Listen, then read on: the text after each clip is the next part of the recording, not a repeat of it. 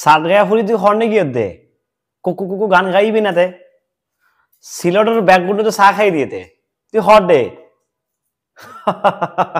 সিলেটকে রীতিমতো 4 কাপ ধরিয়ে দিয়েছে শাকিব খানের ঢাকা ক্যাপিটালস। আবার এদিক দিয়ে চিটাগাংয়ের একটি মেয়ে সুস্মিতা চৌধুরী সারগায়া ফুরি, সে হচ্ছে সিলেটের হোস্ট কিছু একটা, সে শাকিব খানের দল যখন সিলেটের সাথে হেরে গিয়েছিল তখন সে খুব ব্যঙ্গ করে বলছিল দুষ্টুকে ডাকে রে কুক কুক কুকু। তো সেই জায়গা থেকে আমি একটু ব্যঙ্গ করে বললাম সারগায়া ফুরি তুই হডে গিয়ে দে, তুই কে আসো না দেখিস না কি হয়েছে।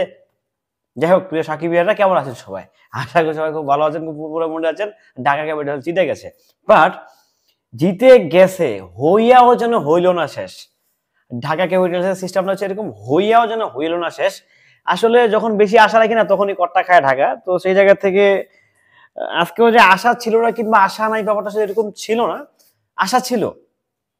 আশা করছিলাম যে ঢাকা জিতবে সবসময়, তো প্রত্যেকটা ম্যাচে তো খুব মানে ভালো একটা মোড়ে দেখি, তো সবসময় আসলে ভালো মোড়ে দেখি যায় মানে খুব দলটা হেরে যাচ্ছে খুব খারাপ লাগে। তো সিরিয়াসলি ঢাকার খেলা আজকেও দেখছি একদম এ থেকে জেড পর্যন্ত, বোলিং থেকে শুরু করে ব্যাটিং সবটাই দেখা হয়েছে।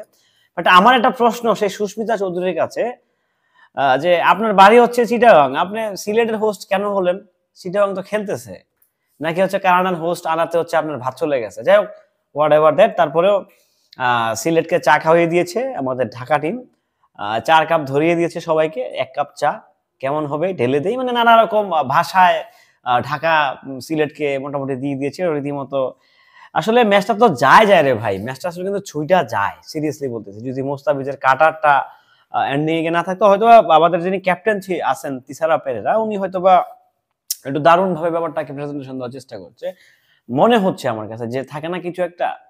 তো ওই জায়গা থেকে হয়তো বা দারুণ কিছু একটা হইছে, কম্বিনেশন হওয়াতে ঢাকা আজকে জিতে গেছে। সো আমরা চাই প্রত্যেকটা ম্যাচ ঢাকা জিতুক, প্রত্যেকটা টুর্নামেন্টই ঢাকা জিতুক, সেটা আমরা চাই, এটা আমাদের প্রত্যাশা, আমাদের কামনা, কারণ আমরা ঢাকার সাপোর্টার। ঢাকার সাপোর্টার ম্যাগাসি শাকিব খানের দল, শাকিব খান প্রথমবারের মতো দল কিনেছে, কিংবা বাংলা সিনেমার কিংবা চলচ্চিত্র অঙ্গনে কেউ প্রথমবারের মতো কোনো দল কিনছে, সেই সুবাদেও সাপোর্ট করি। সো সবকিছু মিলিয়ে সাপোর্টটা যেরকম আকাশচুম্বী, চাহিদাটাও কিন্তু আকাশচুম্বী। সো হয়তো বা এবার শাকিব খানের হয়তো বা কোথাও ভুল হয়েছে, হয়তো বা নেক্সট টাইম হবে না, দেখা যাক ইনশাল্লাহ, সময় তো আছে, সময় তো আর চলে যায়নি, এখনো আরো 3-3টা ম্যাচ বাকি আছে। সো লেটস সি, দেখা যাক কি হয় না হয়, এখনো দেখার অনেক কিছু বাকি আছে, অনেক অপেক্ষায় আছে। আর ঢাকা হয়তো বা দারুণ কিছু করতে যাবে কি আমি জানি না, আসলে ঢাকার আশা আছে না নাই, আমি ক্রিকেট অতটা বুঝি না, যতটুকু বুঝি এখনো সমীকরণ বলে যে হারায় নাই ঢাকা, মানে আমি যতটুকু বুঝি যে সমীকরণ যেটা বলছে ঢাকা এখনো হারিয়ে যায়নি, যদি 3টা ম্যাচ জিততে পারে তাহলে একটা দারুণ একটা সম্ভাবনা আছে ঢাকার। তো সবকিছু মিলে দারুণ কিছু হচ্ছে, দারুণ কিছু ঘটতে যাচ্ছে। তো আমার কাছে ব্যাপারটা দারুণ ছিল, আপনাদের কাছে কেমন ছিল? সুস্মিতাকে ভিডিওটা পাঠিয়ে দিবেন, যেন হচ্ছে ভিডিওটাও দেখে নেয়। সবাই ভালো থাকবেন, সুস্থ থাকবেন। ভিডিওটা কেমন ছিল কমেন্ট করে জানাই যাবেন। আল্লাহ হাফেজ।